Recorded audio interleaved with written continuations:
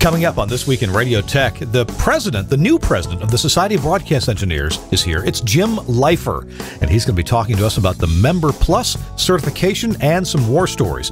Also, of course, Chris Tobin is here on This Week in Radio Tech. This Week in Radio Tech is brought to you by BSW Broadcast Supply Worldwide, with big discounts and easy overnight shipping. And right now, it's Happy New Gear at bswusa.com. By the new Ruby console from Lavo with AutoMix Smart Mixing. See Lavo in your future at lavo.com/TWiRT. And by Direct Current Broadcast e-newsletter. Get Direct Current in your inbox every Thursday with technical pointers putting you and your facility at an advantage. Hey everybody, welcome into This Week in Radio Tech. I'm your host, Kirk Harnack. Delighted to be here. Chris Tobin is with us as well. And without a lot of further ado, let's just welcome him in. Chris, welcome into TWiRT. Glad you're here. Thank you, Kirk. Yes, I am glad. It's a good day. It's a nice day. It's sunny and comfortable. Well, relatively comfortable. 20-degree Fahrenheit. It's not your usual studio man cave that you're in today. You're in a more comfortable looking spot. Yes. I'm in a residence. It's very nice. I'm not in a voice booth crammed against a corner and or in a what appears to be a terrorist capture bin or a spider hole. Well, you have been in places that look like a spider hole. That's true. I almost did that today. Almost. Well, you know our guest, and I know our guest, and I want to introduce our guest. By the way, as I always say, this is the show where we talk about everything in radio technology, from the microphone right there, from the microphone to the light bulb at the top of the tower. And we're going to be spending a little more time on the tower end today, as well as talking about the Society of Broadcast Engineers, because our guest is the newly elected and newly installed president of the Society of Broadcast Engineers, elected by its membership of close to 6,000 engineers, and that would be Mr. Jim Leifer. Jim, welcome into This Week in Radio Tech. Thanks, Kurt. Nice to be here today. Chris, nice to be online with you finally. Yes, absolutely. This is great. So I'm one of those guys that I was telling Kurt before the show started, I said, I'm one of those guys that goes on Facebook and watches you. Half the time I'm driving, so I end up podcasting it after the fact, but it's nice to actually be on with you guys today. Appreciate it. So, Jim, I'm not sure that I've dealt with you very much outside of the SBE. Now, maybe we got to pay a visit with you when you were in Florida at a cluster of radio stations there in my job with Telos, but most of my dealings with you have been with the Society of Broadcast Engineers. We got our first commercial coming up, but Jim, would you give us just a little bit of insight as to your affiliation with SBE and where you are now with the society? Well, I've been with the SBE since way back in 1983. I started serving on the national board about 8 or 9 years ago. Started at the director level, and then I've kind of worked my way up through the ranks, and I'm now currently the president. So that's kind of been my world. Of course, yeah, you and I did work together on some radio projects in Florida, and my current full-time job right now is a slight deviation from radio broadcasting, not too far away. I oversee all the broadcast properties for American Tower. Ah, okay. Big tower company, and you guys do some amazing work. I bet you got some interesting projects too that maybe you could kind of fill us in a little bit on how that's going and what you're doing there.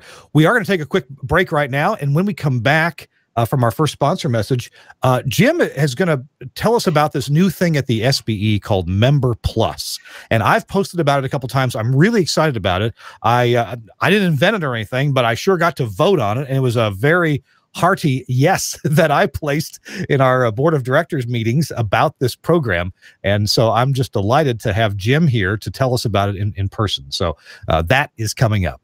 This Week in Radio Tech, episode 380, is brought to you in part by my friends and my employer, the Telos Alliance, and a product that is just really working out for a lot of broadcasters, and that is the Telos VX Prime. Now, what does that mean, VX Prime? Well, you know, the Telos name is synonymous with the best way to hear from there. And it usually has to do with telephony, putting callers on the air, on your radio or on your TV station or on your podcast. But the VX part, that name has been around for a few years now. indicating that we do SIP, or voice over IP telephony. So you can connect SIP lines into the Telos VX, and then create shows, have audio processing on each of the lines. Anybody you put on the air, you got audio processing on. You can group people together into conferences. You can have them, of course, individual, and you get the best audio quality that is absolutely possible from a phone line when you do it this way. And because it's voice over IP, we also have another codec in the Telos VX, and that is G.722. Now, those of us who are broadcast engineers, yeah, G722 is kind of like the codec of last resort, right? It's the one that we use for sports events or things when that's the codec that's going to work. But if you're talking to somebody on the phone, G.722 sounds a whole lot better than G.711 or whatever else that a cell phone might be doing. So it's possible with the Telos VX and its kind of baby brother, the Telos VX Prime, big performance for small facilities, to use G.722. And, we've actually talked to Joe Talbot about how to do this. There's some videos on the Telos website, telosalliance.com, as to what this means. But basically the upshot, and the VX Prime will do this as well as the Telos VX. You can have your employees, or you can have other people call into your broadcast facility, radio or TV station, on their smartphone using G.722 and put them on the air with what the telephone business calls HD voice. Now, yes, it's 7.5 kilohertz, but oh my goodness, it's so much better than just a regular phone call. It's a lot clearer. Your brain doesn't mind listening to this for a long time. And it's just great. If you got people out doing traffic reports or live remote broadcasts or sports events, anything, whether it's long form or short form, it sounds better with G722. And that's built in to the Telos VX and the Telos VX Prime. So what's the difference with the VX Prime? Well, the Telos VX, if you're a broadcast facility, you're going to invest anywhere from, honestly, $12,000 to $20,000 for a Telos VX system, or maybe even more, depending on how many studios you have. Now, on a per studio basis, it works out pretty inexpensively. But if you're a small broadcast facility, like, hey, what I own in Mississippi or American Samoa, wouldn't it be nice to be able to invest, to have that first investment cost a bit less? And that is what the Telos VX Prime is all about. It gives you all the same capabilities with a limited number of caller channels. That is, faders in control rooms and production rooms. So if you've got 1, 2, 3, 4, 5 studios, check out the Telos VX Prime. It's right off the back going to save you about $3,000 off the cost of a regular Telos VX. And it's limited in the number of faders that it will do at a time. Other than that, it's unlimited and works with the same call screening software, the Telos VSET 6, the Telos VSET 12. It works with our the Axia Classic nodes. It works with the new X nodes. It works with the console drop-ins for controlling phone calls. So if you've got some console you really like, maybe it's not an Axia console, and you want to have control of your Telos VX system, no problem. You can drop a customized control surface right into there. Also, there's GPIO, so you can light lights and mute speakers or mute the ringers. You can do all those things that you need to do with GPIO with this in association with your phone calls. So the Telos VX Prime, it's cool. $3,000 less is the starting price, right off what the Telos VX costs. And so if your facility, if you've got, look, here's what I want to make plain. If you have a facility with 2, 3, 4 studios, and a lot of us have that, forget about replacing your phone systems piecemeal. Go whole hog. Get rid of your POTS lines. Get rid of your ISDN lines, if that's the way you're bringing them in, and go to SIP. Spend a little money on your incoming IP infrastructure or get managed SIP service, and then go to a Telos VX or VX Prime. You'll be really happy you did. Every one of our customers who has done this is really delighted that they did. Call quality gets better, and they can save a ton of money, anywhere from 50% to 90% less money for the phone lines. Thanks again to Telos for sponsoring This Week in Radio Tech. All right, we're back with Kirk Harnack, Chris Tobin, and Jim Leifer here. And Chris, you've heard about this MemberPlus deal where you pay more up front for SBE and you get hundreds and hundreds of dollars worth of webinars for nothing extra? Yes, absolutely. No, it's great. Webinars are handy, and I have to say the SBE webinars, I've attended many and used many of them, and other industries do it too well. It's well worth it. And as I've always said, for the longest time, those of us coming up in the industry, in the business, SBE is a resource that I sometimes think is underutilized. I have recently talked to some folks who are starting out. They were asking me questions about RF and transmitter. I was helping a place with their AM transmitter site, and the studio engineer tech knew nothing of RF, but was very versed in the audio section. So the studio design and layout worked out well. And I told him, I said, it's real simple what you can do. He was an SBE member, but didn't realize that he could have resources at his fingertips. So I told him about the plan and the webinars and to check it out. And last I heard, he's already downloaded or has been participating in a couple of learning RF on the rudimentary level. I don't expect him to be out there working on the site that quickly, but at least now he has an appreciation for why it's a two-person operation when you're at the tower site, and why you make sure you lock out the breakers when you're going to work at the tower base. So Jim Leifer's here, SBE President. I know he played a big part in developing the MemberPlus, a lot of the details. So Jim, give us your thoughts on MemberPlus, either your sales pitch or just how it came to be. Well, there's really no sales pitch. We were actually approached by members that were paying $50, $60, $75 for a webinar, and they were getting dinged 4, 5, 6 times a year, and they wanted another option. And what we were able to do is we were able to go back and find a solution to where we could offer them the same webinars as a bundle. And so right now, I think there's 60, maybe close to 70 webinars, including the one Chris was talking about, the RF 101 series, which is a series of 10 basic to, I would say maybe medium skill set for the RF 101 set that's now included. So they pay 1 year's dues and they have them all. And they can go through 1 or 2 or all of them. Just really depends on what their time is and what they really want. There are some people that just want to pay the regular dues only, and they can continue to do that. But for those that are trying to advance and learn more about stuff, it's really a value play. It gives them continued membership in the SBE, and it also gives them an opportunity to maybe go through the IT side, or maybe they want to brush up on some of the RF stuff, or and then there's a whole host of them there that's available to them. And the other beauty is that we're constantly adding new webinars, as you know, Chris. There's new webinars being added every month or two. So if the one thing that you don't see isn't there right now, it will be. So that's it in a nutshell. It occurred, as you know, when the board of directors met, we talked about it. And as you said, it was a resounding, yes, let's do this. This is a great member benefit. It gives the members what they need. And as we replenish new webinars, which we have some new ones coming out, they'll be available to anyone that has bought that MemberPlus.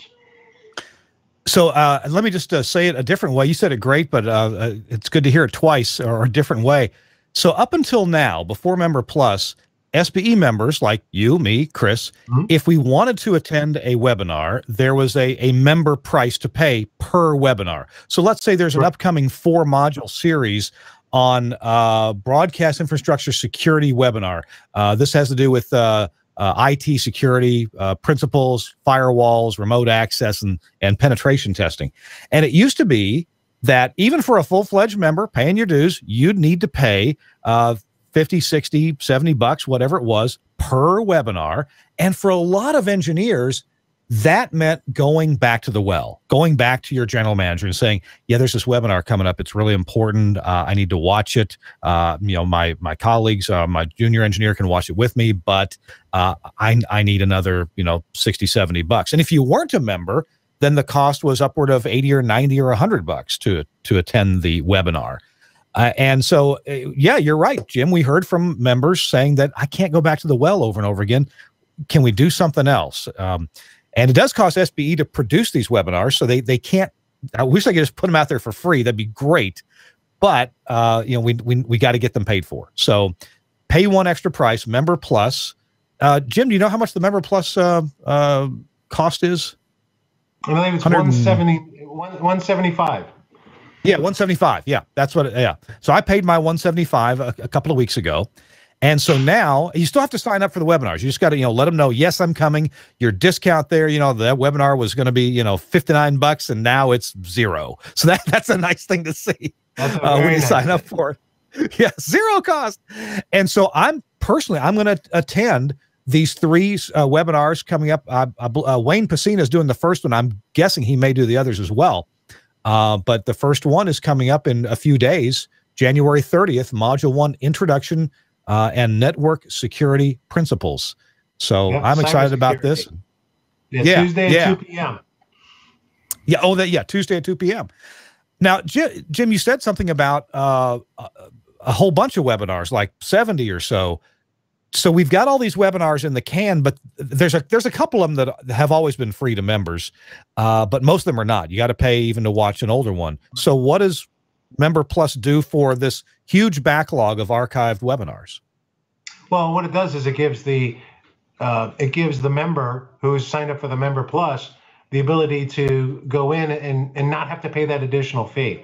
If they have that particular need where that skill set they want a little sharpening on, they'll be able to say, I need something more RF related, or maybe it's audio related, or maybe it's TV related, or like, for example, you said the cybersecurity, maybe, whatever that area where they want some brushing up on, instead of going back to the well, like you said, it's already included. So they only have to pay it once, and now they're pretty much taken care of. There'll always be 1 or 2 of those webinars where, because there is a cost associated, we may still have 1 or 2 that are outside of this MemberPlus, but the vast majority of them are there. And as every member knows, we're constantly adding new webinars. At least quarterly, there's 1, 2, or 3, depending on how we arrange the speakers. So by the end of the year, if you've already watched them all, if you can watch all 60 or 70 of them this year, next year you start fresh again, you're going to have a whole bunch more. So it's going to be constantly replenished. So that's the real value for me personally. I'm looking through the list of archived webinars, and oh my goodness, there are some presenters here who are, these people know what they're doing. That's why they were asked to do the webinar. They did the research. They came up with the whole presentation. Fred Baumgartner, for example, he's one of the presenters on archived webinars. John Bissett, everybody knows his name from his Workbench column, and he's my colleague at Telos. Look else, Chris Tarr did a webinar on a streaming tutorial for broadcasters.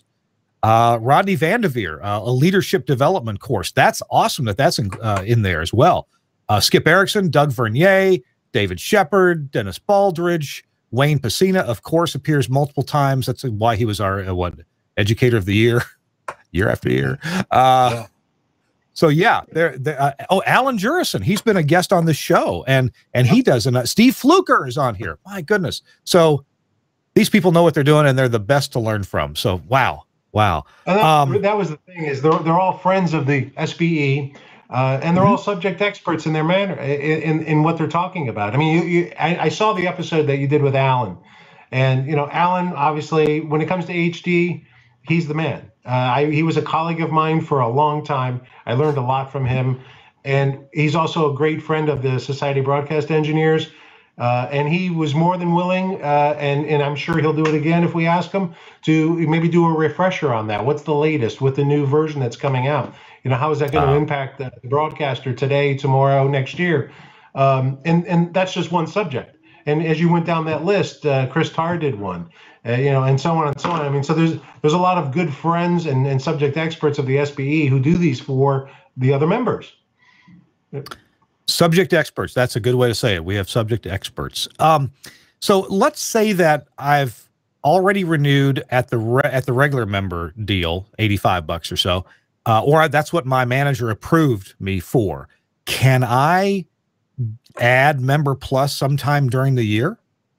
Yes. Yeah, that's the beauty of it. Say it's already baked into the bread. You've already signed up, or you just renewed your membership, and after listening to Kirk and Jim talk, you decided, I really want that MemberPlus.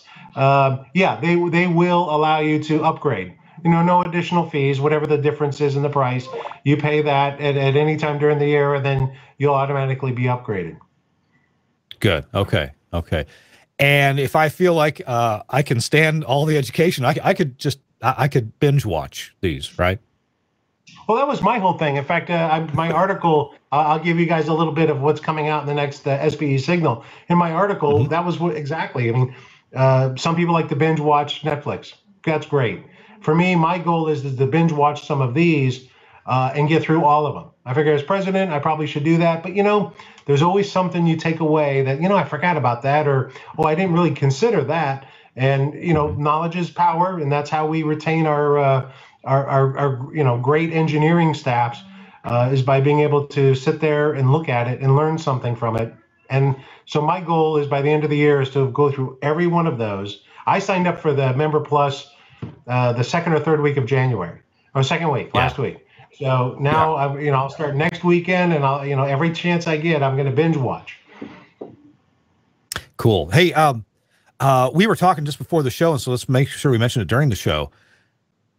Broadcast engineers, it's such a niche profession, and the things that we need to know as engineers are a little skewed, a little different from some of the more mainstream professions. Like if I was if I was an IT expert, and I go get various certifications in that area, okay, that's applicable to broadcast. But there are some areas of IT that I think are pretty specific to broadcast based on the way that we have to use information technology, internet protocol, and all the protocols that go along with that.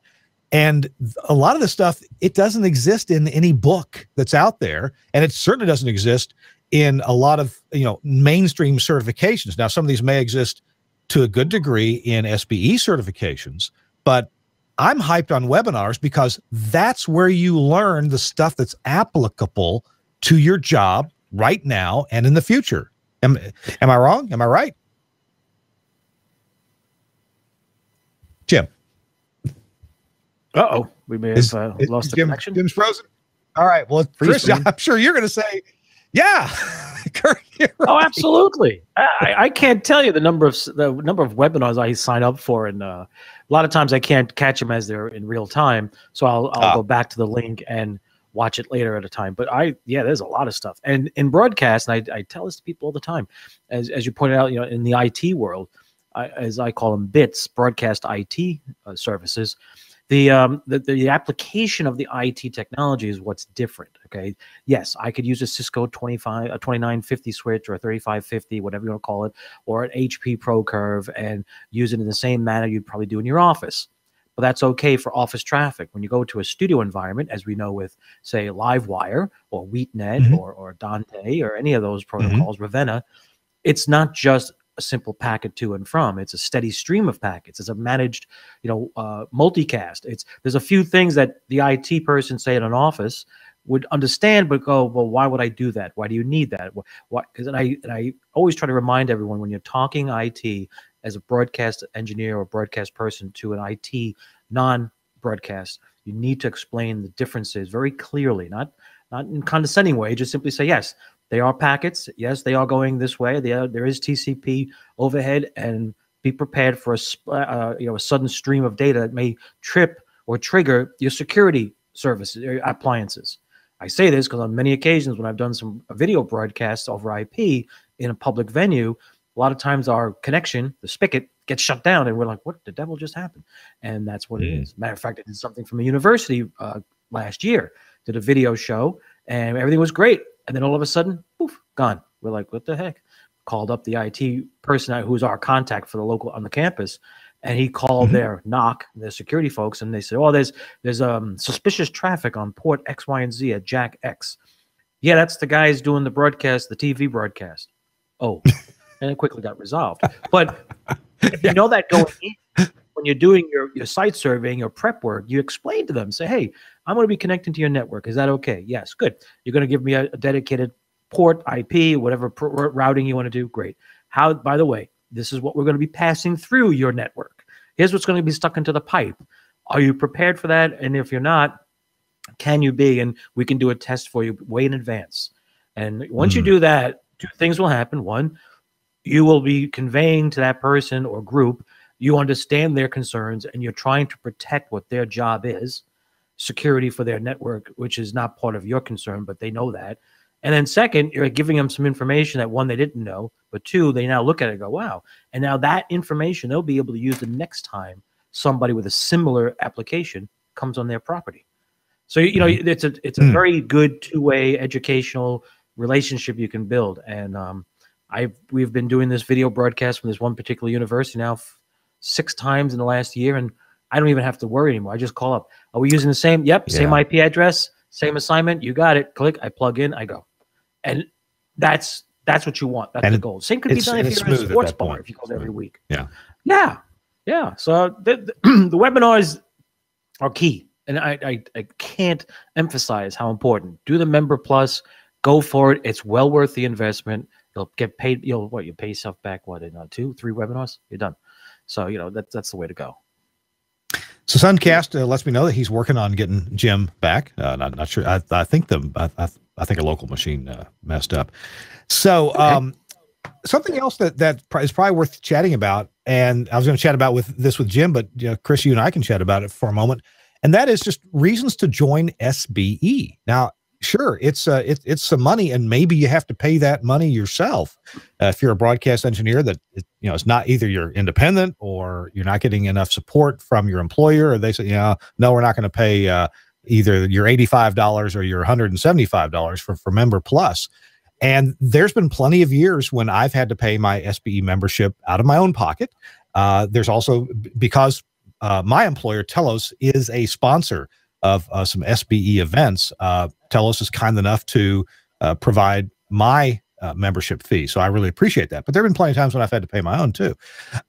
So benefits of being an SBE member, there's a lot of them, and I know on the board of directors, we always try to think of what can we do to help, what can we provide to members that would be helpful to them.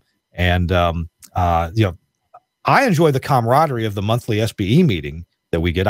We get to exchange a lot of information. We bring in interesting speakers.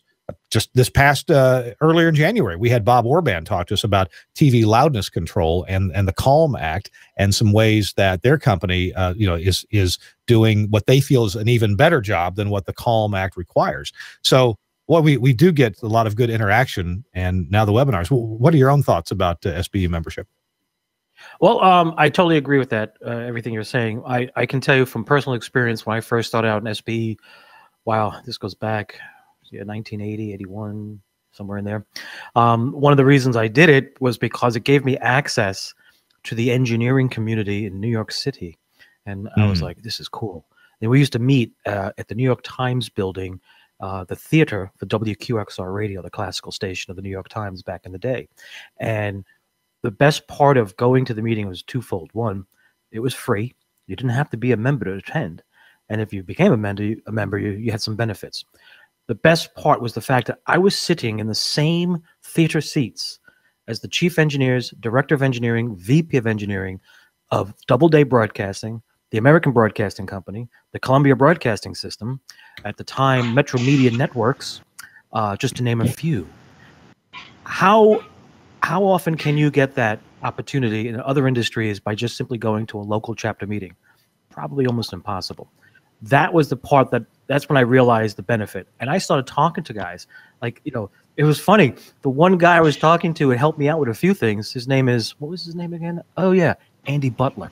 You may know who he is. Yeah, he was sure. He was Doubleday's director of engineering, and Larry Strasser was his local chief. And I'm sitting with these guys talking about stuff and asking questions as a newbie. And I'm like, wait a minute, did I just talk to the guy who's Doubleday that just opened up a brand new FM station here in New York called The Apple, WAPP? Wow, that is too cool. I cannot believe, and I got open invitations to come by the studios. It's like, what? That's what SBE can offer you. And fast forward to today, and the way things have changed, technology, the camaraderie is key. We just this month, SBE New York had the folks from Wheatstone in to do a demonstration of the latest WheatNet technologies and the Vox Pro. Jay Tyler and Mike Erickson were the presenters. And the fact that we can sit and talk with them and get some real, if you will, off the record comments about things, it was really cool. And the people I sat next to, again, I was talking to the director of engineering from Telemundo. I'm like, hey, how's it going? It's good to see you. It's been a while. And then the guys from New York Public Radio and CBS Intercom folks were there. And it was just like, you name it, pick a broadcaster here in New York City, they were at the meeting. And again, how often do you get a chance to do that? I'm sure the same is true for you in Nashville, right? Yeah, yes. It's a great way that I connect with other engineers here in town. And I get hooked up with doing sometimes other shows with people like the QSO radio show, which is on shortwave, and other TV engineers who I normally wouldn't get a chance to talk to. And oh my goodness, you know what? I love chatting with other radio engineers, but there are some sharp TV engineers out there. They got a lot to stay up on top of. So I appreciate the camaraderie we get with them. Hey, Jim's back with us. Jim, we're going to break for a commercial in just a minute. But when we come back, Jim, I wonder if we could chat a little bit about certification and how that works for I'm sure there are plenty of SBE members who have never been certified, or non-members who, well, heck, how can I maybe show my professionalism a bit or use the knowledge that I have to to impress my boss, ask for a raise, or just let the world know that, hey, I am an expert in this field. You want to talk about that when we come back from a quick message? Sure. All right, good deal. Jim Leifer is our guest. He is the president, the newly installed president of the Society of Broadcast Engineers, and he's not even that controversial. So it's great to have him on the show. He doesn't live tweet. It's too much. Our show This Week in Radio Tech is brought to you by our friends at Broadcast Supply Worldwide. Man, these folks are amazing. You know why? Because they have engineered their whole business to take care of people like you and me and other broadcast engineers who typically forget to buy stuff until the last second. That's why they put their warehouse full of broadcast goodies in Columbus, Ohio, just down the street from an enormous UPS facility at the Columbus airport. And what does that mean for you? Well, it means that you can place an order as late as 7 p.m. Eastern time any weekday and get that stuff on a plane right away that night. Well, I guess maybe it's on Friday. It might go well, I guess you can get Saturday delivery from UPS. But they're having their Happy New Gear sale. That's their January offering. And you can save up to 50%. So if your New Year's resolution is to save big on a wide range of essential gear, well, I'm not sure that was mine, but if it was, you've come to the right place. Go to bswusa.com.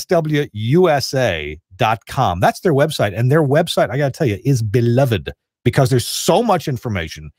Man, they got full-time people working on that website, always keeping the latest manufacturer's gear up to date. And I got to tell you, I work for a manufacturer. I work for the folks that tell us when we have a change to a product, some kind of an update, a sale price, a promotion that we want to offer through BSW, man, it goes on the website like that. So let's take another look here at the offerings from BSW during their new gear sale. They have a special clearance sale, 50% on most items at their clearance center. So just go to the website, click on the Learn More for the clearance sale. You'll see all kinds of things that are on sale. I got, of course, one of my favorites is the Omnia One FM. You can save 20% off the Omnia One digital on-air processor. It is 100% time-aligned for maximum audio precision and uses some really powerful processing algorithms to handle today's broadcasting demands. It's only $27.99.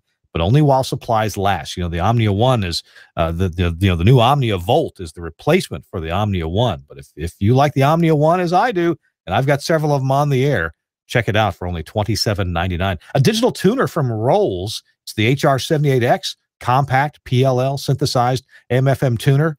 And I'm told that if it loses power, it comes right back up where it was. That's pretty important for us broadcasters. And it has XLR outputs. So that'll save you a ton of money. You don't have to buy, a box to match the levels.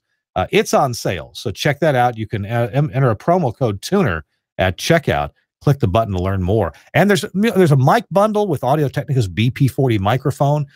There is a B-stock bargain on the Innovonics Aaron 650 FM rebroadcast translator receiver. Lots of good things going on.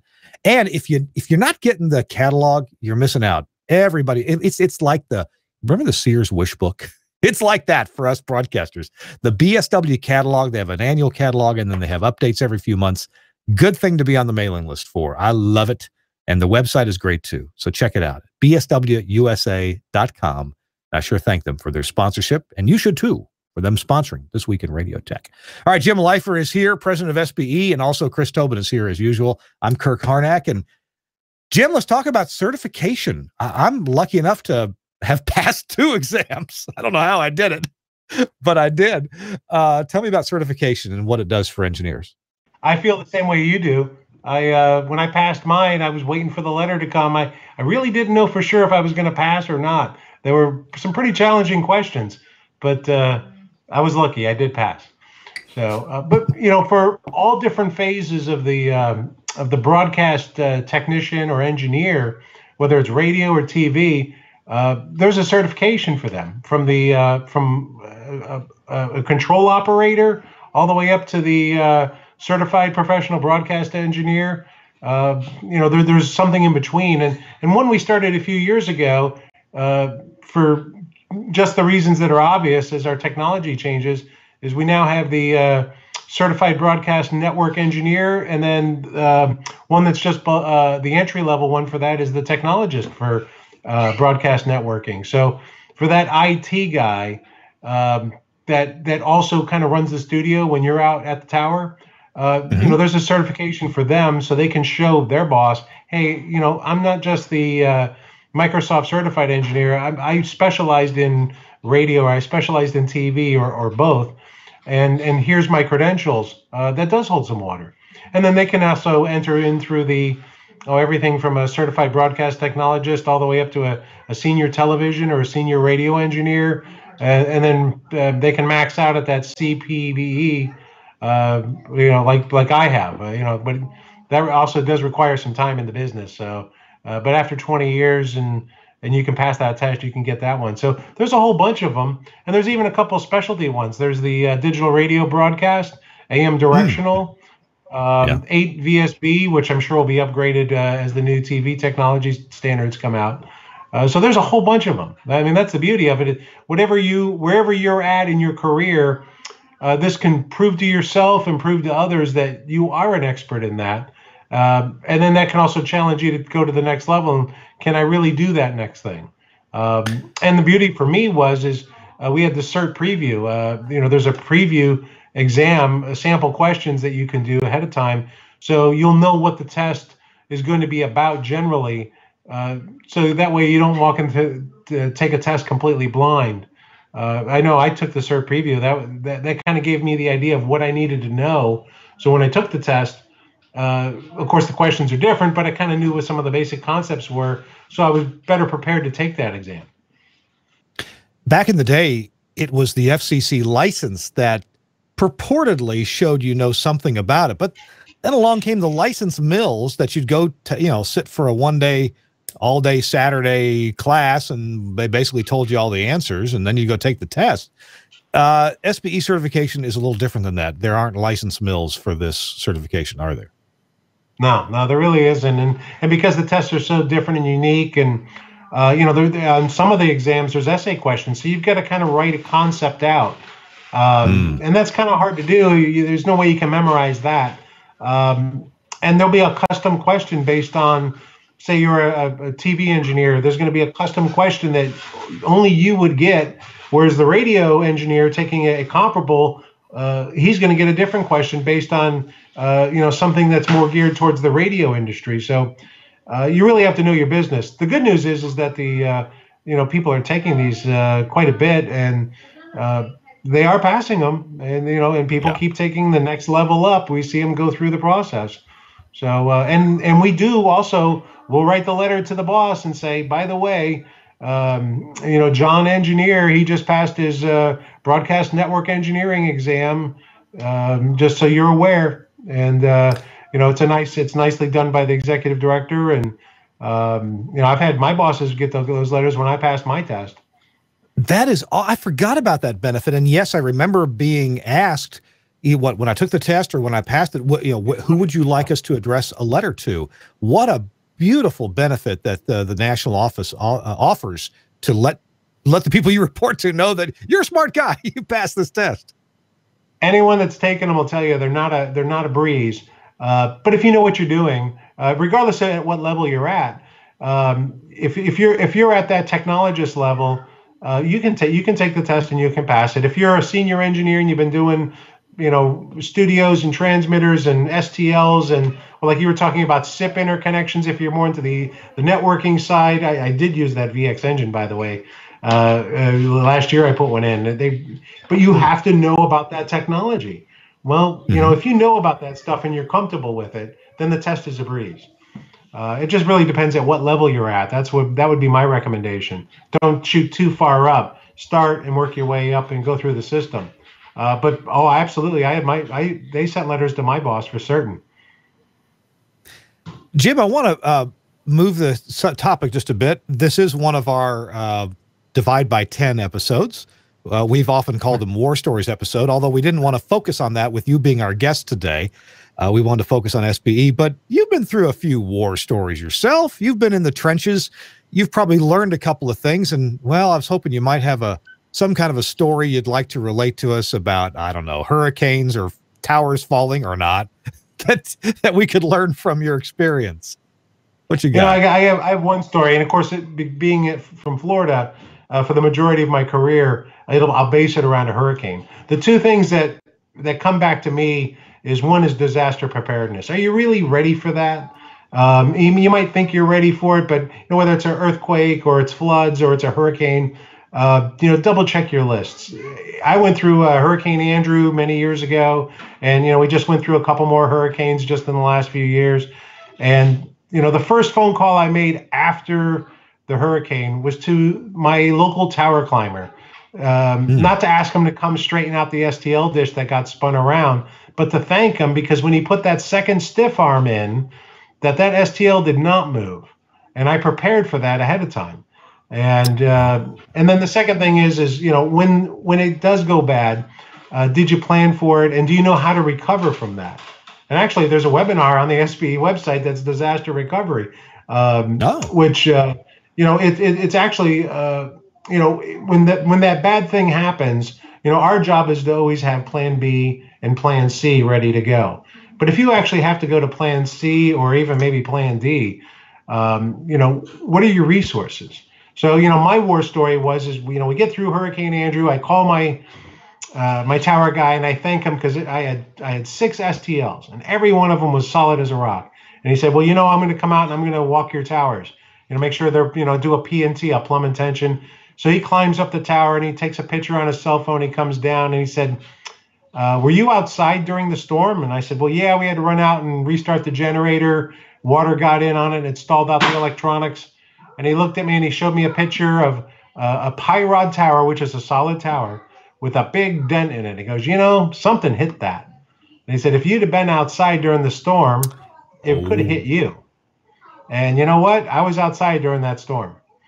And how it hit that tower and not me, I don't know. But that's a good war story. So don't go outside during a storm. That's my tale of the tape on that one. Chris Tobin has talked to us a lot about disaster preparedness too. Chris is in a market where every signal matters a lot. Sure. And some preparedness for disaster is regionalized. We don't prepare so much for hurricanes here in Middle Tennessee where I live, and well, Chris, you actually did have a hurricane some few years back. That was kind of surprising. Just how disastrous Sandy was. Yeah, but what 100 years. But when I always hear, what's your disaster plan? Jim, can you maybe give us some guidelines of what are the major areas you want to think about? Power, water, employees being safe, or somebody being at the station when needed. I don't know, what kind of areas do we need to at least start thinking about? And are there any web resources? Actually, I think there are. We'll put them in the show notes. What are some resources that you might use to think about planning your disaster prep? Well, obviously, first thing is friends and family and coworkers. People are people. You got to worry about them first. Then right below that, it's like, okay, how are we going to keep these stations on the air? And if something goes, I always describe it as peeling an onion in layers. If this happens, then I have to go do this. If this happens, then I got to start doing this. And it really is. And I'm sure Chris will tell you, when Superstorm Sandy came through up in New York, we didn't really anticipate all these things happening. But boy, they were peeling the layers off that onion really bad. And at some point, you run out of onion.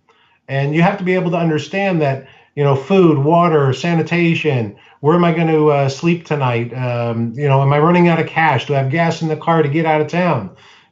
Is there food to eat? I mean, there's all these things. And then at the same time, getting that information out to the community. I mean, that's why we all are here. So how do we get the information back out to the community? And at what point can we do that safely and get good information out? And at what point can't we do that? And it's, there are some stations that, during a hurricane or whatever, they just have to shut down because they don't have the infrastructure or all of their systems have failed. And that happens. And how do you recover from that? That's the real hard part, is being able to admit that I can't do it anymore. Now we have to stop, and then now we're going to reset when the winds slow down, and now let's rebuild it. So that's always a hard question to ask. At what point do you do that? And there's no hard, fast rule. Chris, what do you think? I mean, you went through Sandy. Do you see the same things? Oh, absolutely. Yeah, no, it's always a cost benefit, disaster recovery, continuity of business, whatever you want to call it.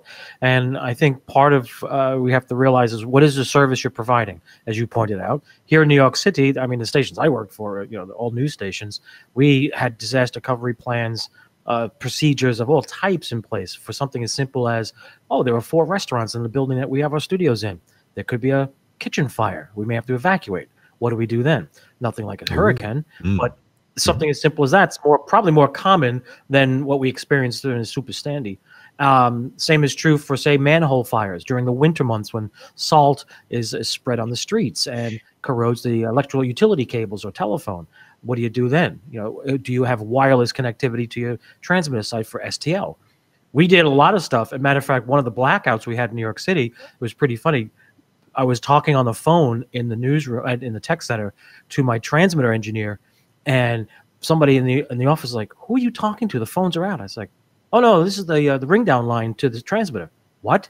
Yeah, on our STL, which happened to be one of the 5.8 gig radios, I set up 2 T1s, and on there you could do an E&M link, and you could have a ring down phone was built in. I put it in on the circuit, so I just pick up the phone, it starts ringing at the other end. And he picks up. I said, "How are things? What's going on? You got everything you need? Generator's running? Yep, we're looking good. Everything is doing what it's supposed to." We had full communication. And everyone's like, well, how is that possible? And then what I also did was I brought back a data path. So we were able to bring back a couple of data circuits from the backup systems we had out there. So in the facility, we had connectivity of other types. We also did, we had ISDN capability. We did a few things.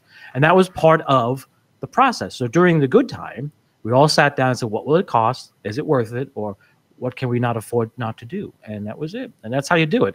Everybody's different. If you're an old music station, but you're the only source possibly of information in your community, you might want to consider investing in, continuity, broadcast continuity procedures. And then you become the shining light during a disaster, whether it's a blackout, flood, hurricane, tsunami warnings, or earthquakes, things like that. And and Jim knows with American Tower, there are a lot of things you have to be very careful of and cognizant of when you're dealing with towers and making sure they stay erect during these times. Oh, Jim, absolutely. So, Jim, unfortunately, we're going to run out of time before too long, and I want to at least get to your current area of endeavor, of work, and that is with towers. And we all are becoming aware that this the next repack is coming along. A lot of television stations are going to be asked to move frequencies or have to move frequencies, and a lot of times a new antenna is called for, maybe even new feed line. What can you tell us about what broadcasters are looking forward to or not looking forward to in the next few years? Well, there's a series of deadlines that are fast approaching. I mean, we've already started. In fact, several stations have already turned in their tickets and they've cashed out of the business. Several of them, like you said, we call it repack. They're repacking. They're changing frequencies. They're going to a bigger antenna, lower on the dial, and of course that affects everybody. A lot of people say, "Oh, well, it doesn't really affect me." But if you're an FM broadcaster and you share a tower and the TV antenna is adjacent or above you, well, when they go to do that work, you're going to have to lower power, or you might have to shut off. have you made, go back to that disaster recovery. Have you made accommodations for that? And that's one of the things that we're working with all of our clients is, okay, this is the plan, this is what we're working on, and these are the people that could be affected, and and we're working with all of our clients to say, okay, here's best practices, here's what we're going to do, and we think it's going to happen in April, May, June, July, and that way everyone kind of knows what's going to happen. So we're working on a strategic plan so that nobody is caught short. But I would tell every broadcaster, if you're an FM or a TV, who you're sharing your tower with, and is there a plan in place, and do you have that level of comfort that you need? And you should get to that level to where you don't have to worry about putting your signal in jeopardy. And if you don't have that plan, you need to reach out now, because repacks are already starting. And then as soon as repack's done, then we have next gen TV that's coming right behind that. I mean, Fast and Furious, it's right there. Wow. Oh my goodness. Are there FM broadcasters that are being totally displaced because the TV tower that they're on, maybe they're going to have to put a lower frequency, much larger, heavier antenna on there, and there's no more way for the FM antenna to be on the tower? Does that happen sometimes? Well, I'm sure, obviously, you look at the wind loading and tower specifications. I'm sure there's a couple cases where that's happened.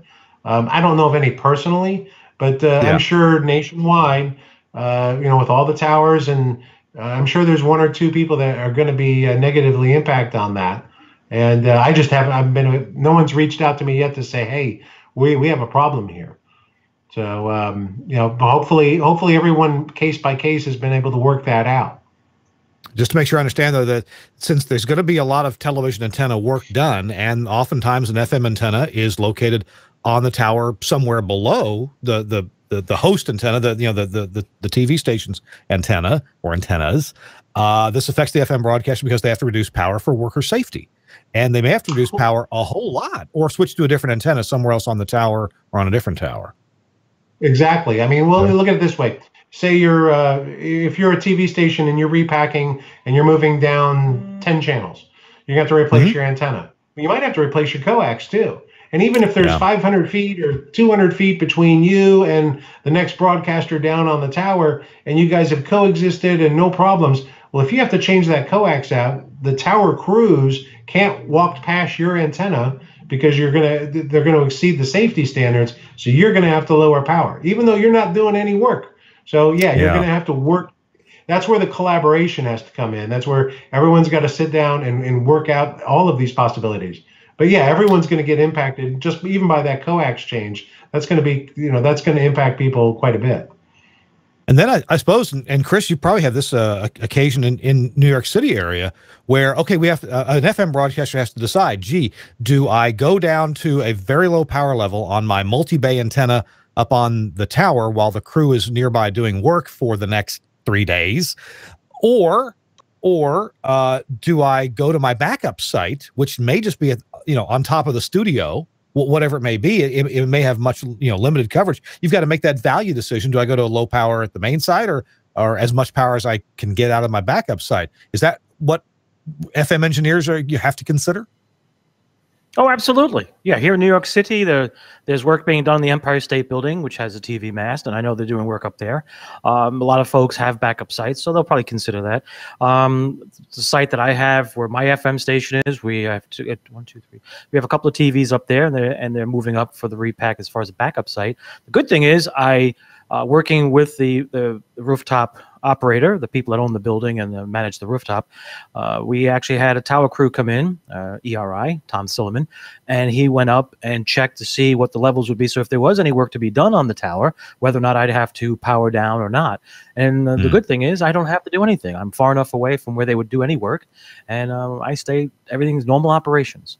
But if I had to, I do have a backup site that I can fall back to in the event something changes, or maybe they have to do an RFR, because this is the part that people don't realize. Even though I may be at one location at Times Square, if you go up on the rooftop, which I do often, and look to the south, you see this other tall building that's sort of not in the way, but in line. And the hot spots on our rooftop are actually from that building's RF emitters. That's the Empire State Building.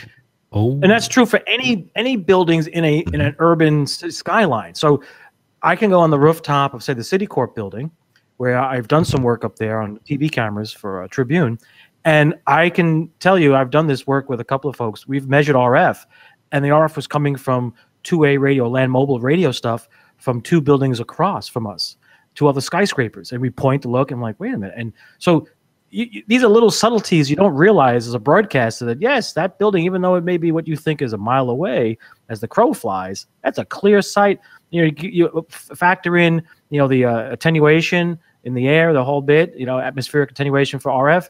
There's still a lot there. So if you have the opportunity to fall back, practice it, test it, try it out, do a couple overnights, see what the signal's like, so that you're ready for that phone call. Because from what I've been hearing, New York City, I think we're good. But from what I've heard from other folks in other markets, a friend of mine does an engineering company. He's been getting some calls from people that panicked and they're not sure what to make of some stuff that may go on their tower, or the changes, that is. So I'd be prepared. So Jim, with you in the tower business and having done a lot of broadcast engineering, then this is my last question before we have to go to a quick break. If I'm an FM station and we're working with a tower crew that we didn't hire, the TV station hired it, who's the go-to person and who might be the final arbiter in the question of how much power do we have to go down to and when for tower crew safety? How does that chain of questioning and answering come along? Well, I mean, at the end of the day, the tower owner is the one that would be responsible. So if I had an FM and I was co-located with a TV and the TV was the owner of the tower, you're going to have to sit down and have that conversation, kind of like Chris did with over in New York. They all sat down, they did their measurements, they came up with a plan. This is what we're going to do. You don't have to worry because we've made these measurements. We're done. So everybody needs to just know what they've got and know what their plan is. They might have to lower power. They may not have to. Like Chris said, he doesn't have to lower power, but they have the documents to back it up. So everything is perfectly safe. Everything's been checked out by certified, qualified people. Not a problem. Let's move on. If for the ones that do have problems, they're going to have to figure out that plan. It's like, do I lower my transmitter to 10% power? Do I have to shut off? I mean, at what point is it safe for the tower crew to do their work? You have to have that plan worked out. It's kind of like disaster preparedness all over again. Know what the plan is, know who the stakeholders are, and work through it. Got you. Okay. All right. Wow. This has been what an hour, and we've got a little bit more to go. Jim Leifer has a tip of the week for us coming up, so stay tuned for that. And Chris Tobin usually does, but my goodness, Chris, it's not in your job description. But if you've got one for us, that'd be terrific too. This week in Radio Tech, our show is brought to you in part by our friends at Lavo, and my friend Clark Novak has a message for you from Lavo. Hit it. There has probably never been a better time in history to buy a new radio mixing console. Today's consoles are more sophisticated than ever, with more features and functions than you can shake a stick at. But have you noticed how complicated they are? There's a sea of knobs and switches and displays and buttons. Some of them look like you might need a pilot's license to do your show. Well, a board doesn't have to be complicated to be powerful. Just look at the new Ruby mixing surface from Lavo. The first thing you notice is how smooth and streamlined it is. Ruby has lots of cool tech, but what it doesn't have is that confusing ocean of buttons that clutter things up. Now, we all know that there are some console features the jock only uses once in a while, so why dedicate controls to them? Ruby fixes this problem by moving those once-in-a-blue-moon controls to a touch-sensitive, customizable GUI that happily shares screen space with your other studio software, helping you fight control room clutter. Thanks to this design innovation, talent that use Ruby produce smoother shows with less errors. Controls that are used the most fall naturally to hand, while functions that rarely need adjustment are easily controlled with just a couple of clicks in the context-sensitive GUI. And Ruby has cool features you won't find on other boards, like Auto Mix, an intelligent gain writing function that guarantees the perfect mix for multi-mic morning shows and call-in segments. Dual mode snapshots that instantly switch the motorized faders between on-air and production modes, and enough DSP and I/O options to make even your pro sound pals green with envy. And because quality is as important to Lavo as it is to you, every console is proudly built to fanatically precise standards at Lavo's own factory in Germany. If you're ready to declutter your control room, do yourself a favor. Check out the new Ruby and the other cool Lavo radio tech at www.lawo.com/TWiRT. Thanks a lot, Lavo, for sponsoring This Week in Radio Tech. And when you go there, be sure you hit the website with the /TWiRT, lavo.com/TWiRT. All right, about done. But Jim Leifer is going to please us with a tip. Jim? All right, tip of the week. In June, we will be doing a strategic planning meeting for the Society of Broadcast Engineers. My tip is reach out to your chapter chairman or myself or any of the board of directors with things that you think that we should take a look at for the future of the Society of Broadcast Engineers. Let us know the things we do good. Let us know about the things that we should do better at or things that we need to look at. Everything's on the table. And say in June in Indianapolis, we'll hold a meeting. We're inviting all the chapter chairmen and the full board of directors, and we have a facilitator that will take us through the process to come up with some strategic goals for the Society of Broadcast Engineers. So my tip of the week is start typing things that you think that we could do a better job at, or even if things that we do good that you want us to do more of. Let us know. And where would people submit that again? On the website or an email or what? They can go to the website and click on any of the board of directors. They can click on my name. All the emails are there. If they know their chapter chairman, they can just let them know. Encourage all the chapter chairmen to come to this meeting. So however they want to do that, feel free. You can send them all to me if you want. Good deal. All right. We'll find your mug and your email link on the SBE website. It's sbe.org. And look for the board of directors and the leadership, and you'll find Jim in there. All right, thanks very much. That's good to know. And yeah, we do like to set the direction for the society every few years. Chris Tobin, what you got, buddy? All right, we got two of them. One is for those of you that have downlinks, C-band downlinks. You should register your site, register your satellite receiver site, the antenna site. The FCC is putting out a notice of proposed rulemaking regarding reusing the spectrum that they operate in, the 3.742 gigahertz for mobile services and other technologies. It came out about, I think a year ago they talked about it, but now I think they're actually moving forward. And they based it on what they thought was inactivity in that arena because they base it on who's registered and they look at their database. So register your site. It offers you some protection from interference and it's worth it. And those that are in the public radio space, PRSS members, I believe ComSearch has a discount. And it's well worth the discount and the cost. I think it's somewhere at $100 or something to that effect. Get it done, have it in there. It offers you an opportunity to have a conversation with a potential interfering carrier. Without it, you're basically at the mercy of just like the Wi-Fi that's unlicensed, that kind of thing. So you want to be a registered site. The other tip is for those of you who have cables and need to check on things. Now you may say to yourself, this is a whirlwind tester. Why would I bother? It's an analog device. Maybe so. But if you have digital cables, they use XLR. Right? Look, there's XLR, quarter inch, you see? You'd like to make sure that 110 ohm cable is is proper continuity. It's well worth it. 9-volt battery and off to the races. It's a great little box. Very handy to have. You should consider it. I'm only saying because it's helped me a few times on the field and in the studio. And when you can troubleshoot things quickly and understand what's going on, you can move further down the line of diagnosing what the problem is. So check it out. There's other brands on the market. That's just one I happen to have. There's several others out there do the same thing. Good deal. Good tip too. I like those whirlwind testers. I need to get one. And by the way, if you want to, that whirlwind tester doesn't include it. You can get the tester to test your patch cables. Now the cheap ones, of course, don't test for crosstalk. They don't put them under that kind of test, but they at least test for continuity and that they're wired correctly. And there's been a few times when I've, crimped a RJ45 down and not gotten it quite crimped correctly, or didn't get my wires splayed out correctly. And these little testers will find that. Mine isn't handy right here. It's in a different room, but you can get them for like $3 from some of these websites that specialize, like geek.com or wish.com. You can find, Cat 5, Cat 6 cable testers, and they're automated. You can, if you've got like so happens to me, but I'll have a cable that's pulled from one room to another, and I'll terminate each end, and I wonder, okay, now before I go to the trouble of plugging this all in and seeing if it works, let's just see if the crimps were good. You can put plug one end in at one end, and walk down the hallway and plug in the active part of the tester at the other end, and you can see from either end.